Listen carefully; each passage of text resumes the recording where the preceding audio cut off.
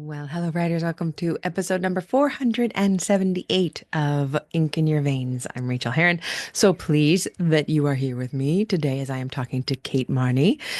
And she's local to me, and this was a fantastic conversation. We talk about moving from flash fiction to long form, to the novel. We really talk about the power of trimming down your work to make it stronger. So that is coming up in the interview section. Stick around for that. What is going on around here? I am home from vacation. It was wonderful. It was everything I needed. I did no work, no work. It was 8 nights, 7 days in Rarotonga, which is a tiny tropical island in the Cook Islands. It was warm and the water was warm and our hotel was right on the beach and I swam every day. And one night I couldn't sleep very well and I thought about my book a little bit. But other than that, I did no work. I read 5 books. I took my 52nd swim of the year. My goal was to get 52 uh, open water swims during this year, the year that I turned 52, and I exceeded it. I'm already up to 61, but that's what you get when you go to a tropical island and are staying in front of the beach. But that 50-second swim was really fun. It was with Lala, my partner, and we went out and just kind of bobbed around and swam around and played and laughed, and it was so great. We kayaked and I tried a stand-up paddleboard for the first time, which was awesome. And we swam with the turtles. I put pictures over on Instagram. I had a wonderful time, and I'm really, as one does, I'm trying to bring that relaxed vacation feeling forward into my work life. But I've been at the desk now for 3 days and I feel so weird. I'm looking all the directions. I feel like there's so much to do and not enough time. And I'm not quite sure how to focus. And I have made myself a list of priorities and I am working my way through it. And I'm still feeling that end of the year feeling, which I love because I am a planner and also freaks me out because it's the end of the year. How did this happen? Speaking of that, I'm developing some new tools. One is called the paper trail, and it's a basically a Google form slash spreadsheet. It is both to track your planning of your writing and then how it goes. That is going to be part of the Write More, Worry Less workshop that I'm giving on January 4th, which is designed specifically for real writers with real lives.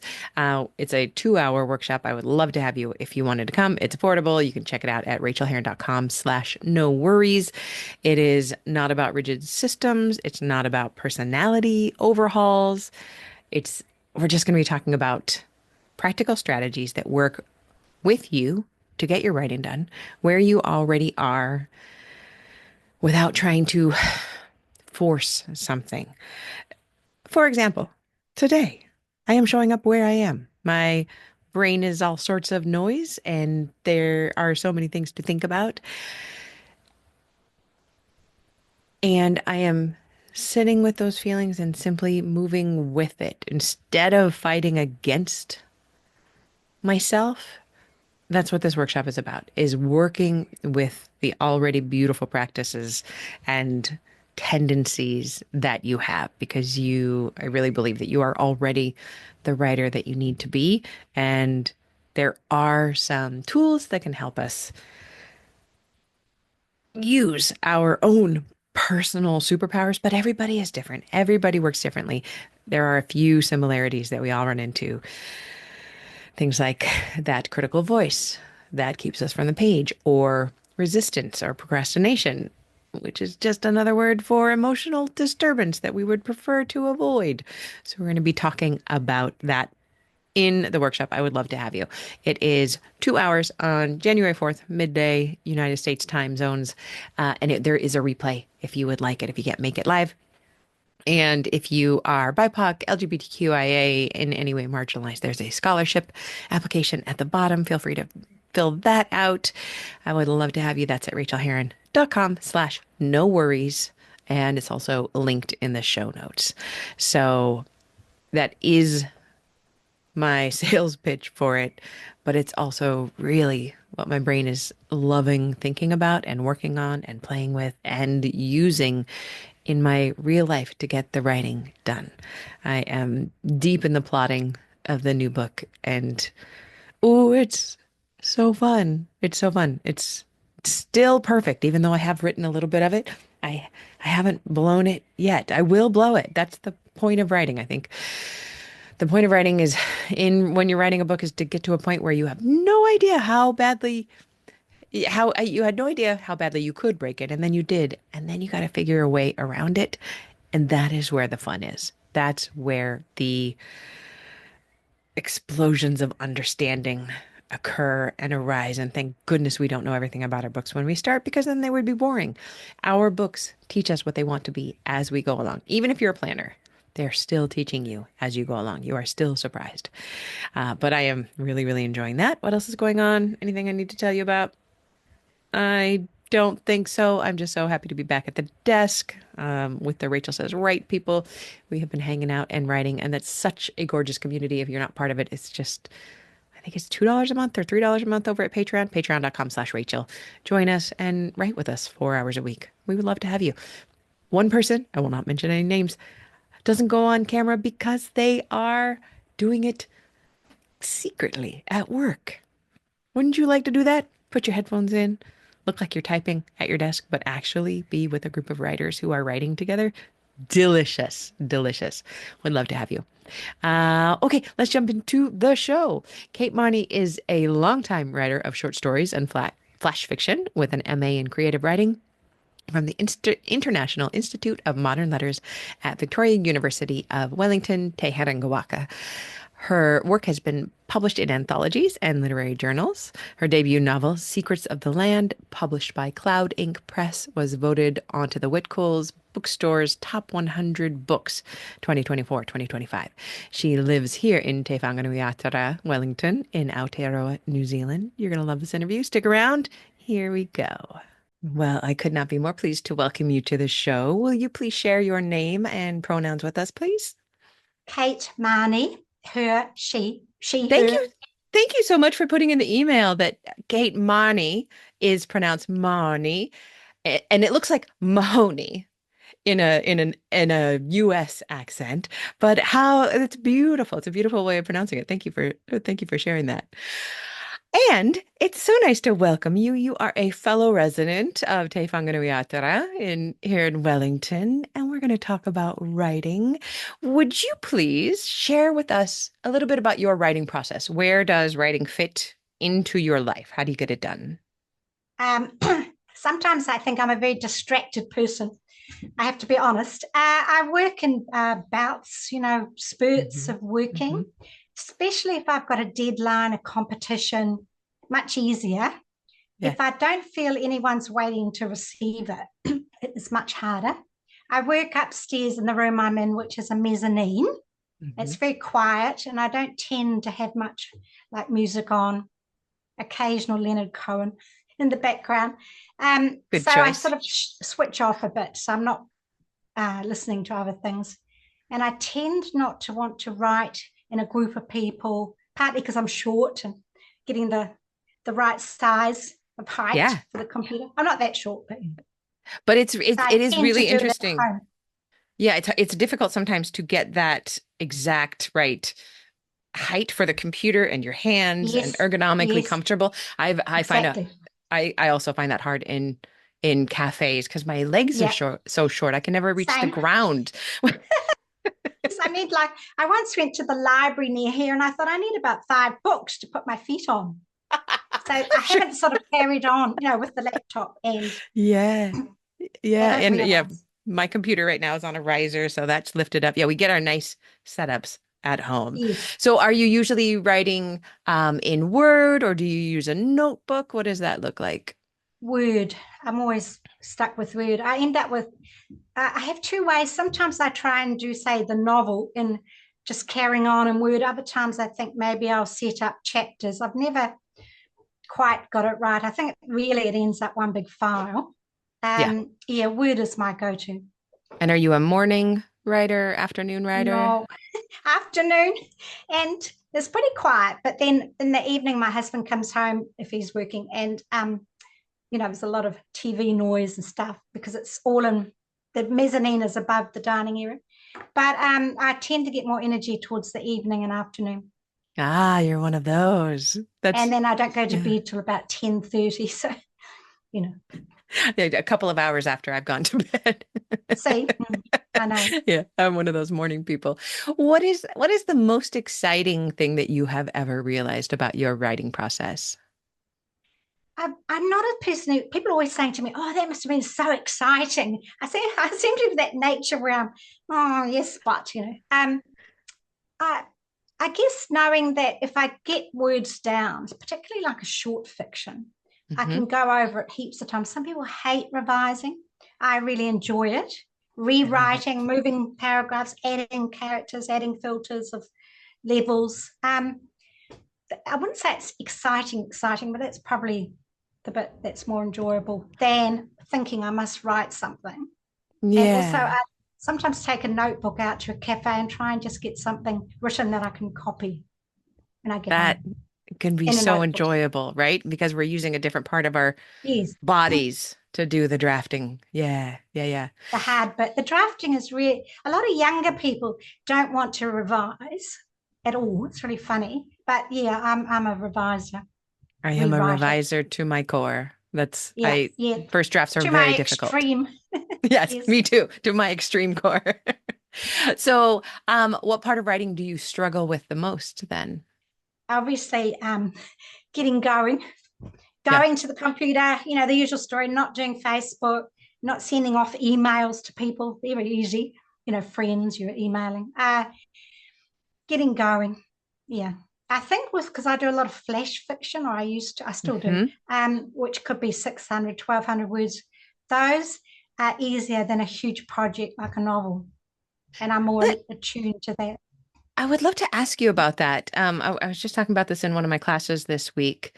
Um, because you are, your bio says longtime writer of short Yeah, stories and flash fiction, but this novel, Secrets of the Land, is a novel. How did you make the switch from flash to a novel? And particularly, I have a student who is asking, how do you maintain your interest in a novel after you have been sustained by flash for a while? I know. It's a bit of an addictive thing, the flash. I was just listening to one of my stories that somebody's audio recorded over in Hmm. Germany. That's quite exciting hearing, and that's like maybe 1,000 word story. Yeah.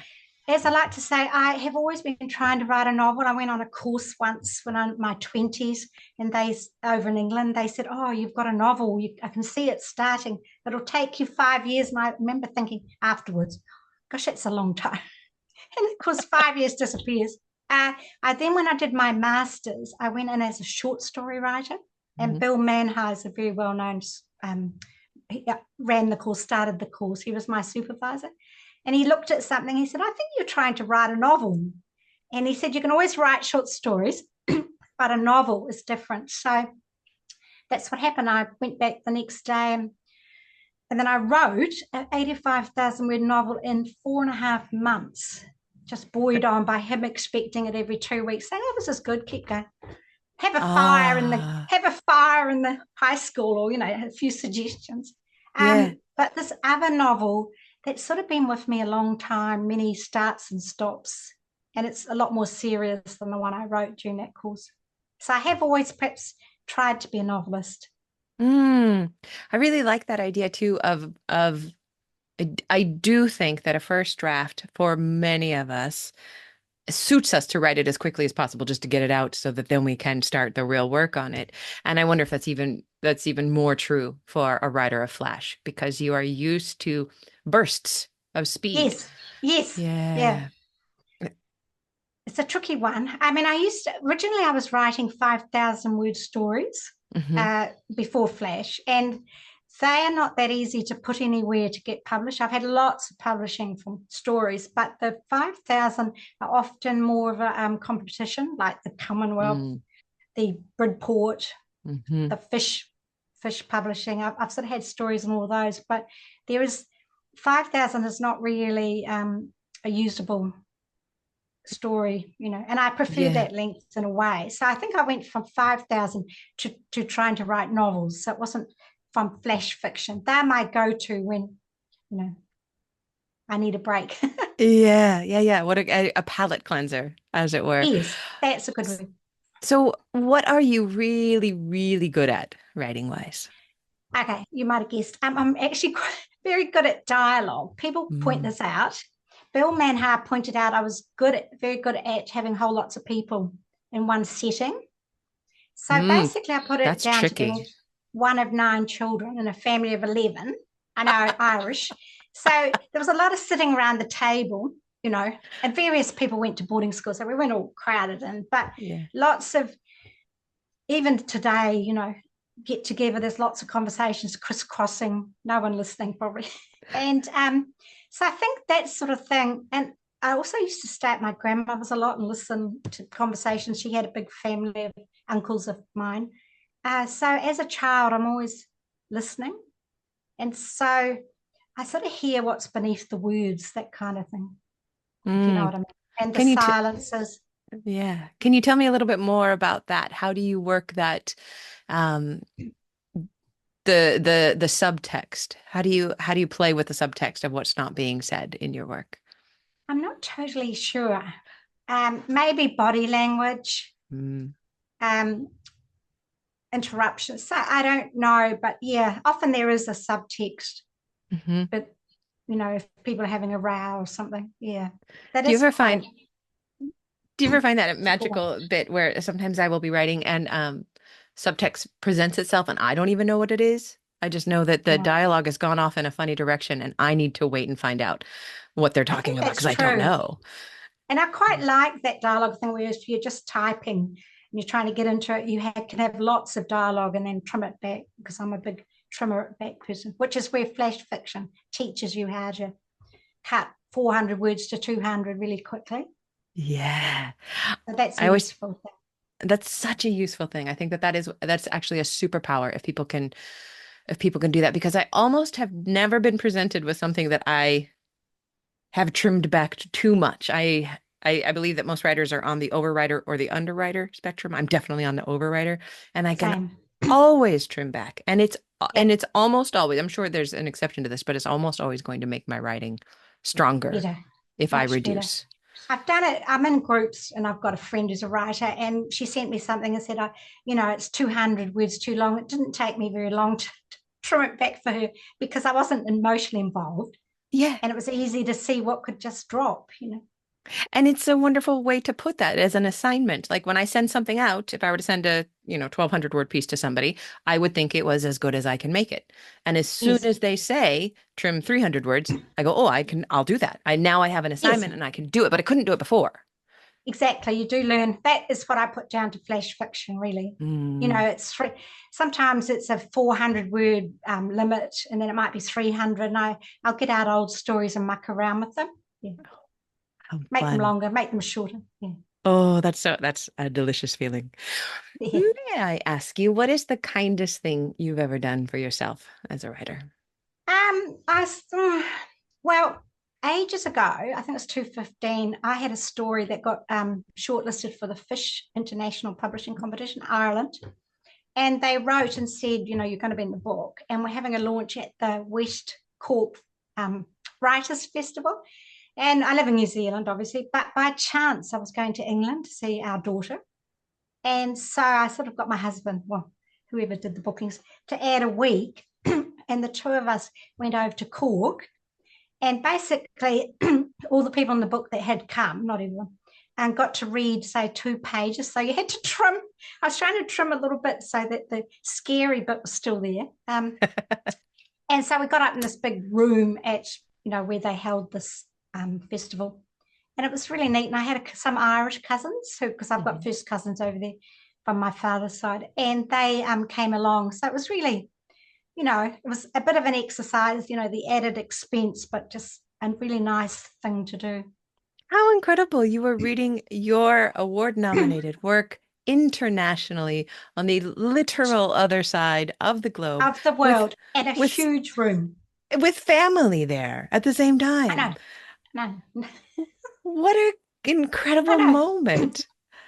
Wow, wow. Thank you for telling us about that. That is Other side of the world here. uh, The world is so small in the end when, it really is. you know.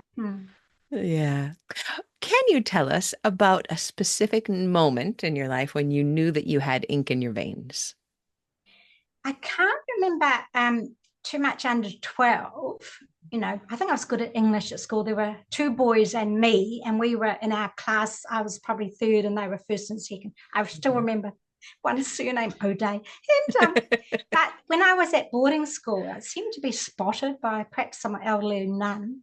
Um, and I also sent things off to like magazines, and one to, just an example, New Zealand Woman's Weekly, which was sort of, Mhm. a weekly. And I forget, I wrote a letter or something, and they wrote back, said, would you like to be sort of like an advisor to young people for a month? You're So there you are. kidding. Seriously, just me and about four other young people. So I was sent these questions, which I've now forgotten because I didn't think about it. And they published it. Somebody wrote in and said something. So that was sort of journalism, which I then went into Yes. later. But B, I also, I think I won some competitions. Mhm. And I know I did a speech competition. I got sent to another city to read it. Opposite story. I was in a room with no one I knew, and I'm 16 reading a speech to a whole school or whatever it was in another city. But Oh, that sounds terrible. I know. I remember the first line of the speech. That don't remind me, but it was somebody Sanders quote or something. But yeah, so those sort of things. And I was a librarian at school, so all added up. I wasn't an athletic out there person in athletics, definitely, and I was a reader from a young age and a writer. Yeah, so I've always been a writer. What did it feel like when your novel came out? Scary, I think. You know me. No, I should say excited. Yeah, it was a lot of work, a lot of revision, because Yeah. sometimes the editors and the publishing company get a different idea of what should be here. So at one point there was a whole revising of the chapters, moving them around, and yeah, a lot of work. But I think it came out, it was a good response, good outcome. I really like thinking about that going from the childhood advice columnist Yes, to the published novelist I know, here sort of in varied, Wellington. but in the same world. Do you sort of? I Yes. feel like my world's always been writing and reading, and Hmm. it's sort of a similar area. That's where Yeah. my talents are. Teaching, maybe. Yeah, Yeah. Living by the word. I love that. yeah, true. Speaking of books, can you tell us about the best book that you've read recently and why did you love it? I read it a little while ago, but it's still on my mind. It's Prophet Song by Paul Lynch. Hmm. So I think that was a one of the worldwide competitions. Just escaped my mind. Hmm. Uh, anyway, I won't say because I've forgotten. But he's won the Booker. Is what I think I was Oh, trying to right, say. right. Sorry. Um, I hadn't realised till later that I'd actually read one of his books called Red Sky at Morning ages Mhm. ago, and it was set in Ireland, which is what my novel's set partly in Ireland in way back 1860s. Um, and I think it influenced me a lot, that first novel, but I hadn't actually realised till I read this one that it was the same book and same author, sorry. Hmm. So it's quite it's not an easy read, and it's quite scary what happens. It's sort of a dystopian world where totalitarianism takes over Ireland, and there's a woman who could leave and doesn't, that thing where you could and you Mm-hmm. don't. So it's very stressful reading it, but it's very powerful, is And I it think the has main thing remained about in your mind. That's yeah, a yeah. always a And good it's not an sign. easy read. It's Yeah. yeah, and I like Irish writers. I've always read lots of Irish writers. Yeah. Yeah. Lovely. Like Thank you for Louise that. Kennedy. Yeah. Oh, I love Louise Kennedy. Yes, I Yeah. know. Yeah. Oh, wonderful. Okay, well, will you please tell us about Secrets of the Land? What is it about? Basically, it's almost about reparation. There's a Mm. young man in Ireland, something bad happens. He has to leave. He flees. against his will. He ends up over this side of the world in Australia, gets recruited to fight with the English Army in New Zealand, and another friend comes with him. But at the same time as him, we've got that's 1860s, right? The 1970s, when a little girl comes from Ireland with her family, where they're fleeing Ireland for a different reason. And then we've got 2018, when a descendant or granddaughter of the fleeing family, who knows nothing about her past or anything, she lived in Australia, she gets approached by a weird man in the street in Melbourne, and that leads her to come to New Zealand, looking to help her grandfather, who doesn't actually want to see her and is very grumpy. And it's all set round the back of a mountain that was, always there in my life as a child, Taranaki. It's sort of a mystery, crime, but scary. And a lot of people say it resolves really well at the end. And running through it is sort of a supernatural Irish element. You know how, yeah. That sounds like marvelous. Possibly wonderful. A ghost. Yeah. So, and most people say it's a page turner, which is quite interesting. I don't know if I set out to do a page turner. I just had a story to tell. Yeah, yeah. And it was vaguely inspired by my great-grandmother's brother, who was 38 when he died, having been given land by the government in return for fighting. But in fact, my character was 18 and he's not him, but that's my leaping off point. And the little girl who meets a stranger in the farm, she seems to have popped up in a few of my short stories, as though her story's always been wanting to be told. Her name's Aoife. Ooh, well, gorgeous. Yeah. So it's 3 different settings, possibly 3 countries. Yeah. Could sound complicated, but it works, as I've been told. It does sound complicated, and I'm sorry I haven't read it yet, but I'm really looking forward to reading it, as I'm starting a new novel with multiple times set 100 years apart. But but mine's in Whanganui. So Whanganui? Yeah. I went to boarding school there. Did you? New Zealand is such a small place. That's what life is like. It really is. So that's fantastic. Yours will be on my list for research and pleasure. Oh, thank you. So where can we find you out there online? Yep. I'm on a lot of online things. So first of all, there's my web page or website. So www.katemarnieauthor.com. That if you sign up, you actually get a free copy of a published story from Random House. Cool. Anthology, which has got a little girl in it, which is sort of the same rural hardship thing. Then I'm on Instagram, Kate Marnie Writer. Facebook, I've got an open Facebook page, Kate Marnie Writer, I think it is. Yeah. Perfect. I think they're the main. So I'm on all the LinkedIn. Yeah. Perfect. And it's been such a delight to talk to you. Thank you so much for talking to us about your writing. And I look forward to running into you in town and getting a coffee perhaps sometime. That would be great. That would be terrific. Terrific. Thanks so much, Rachel. Nice to talk to you. Thank you, Kate.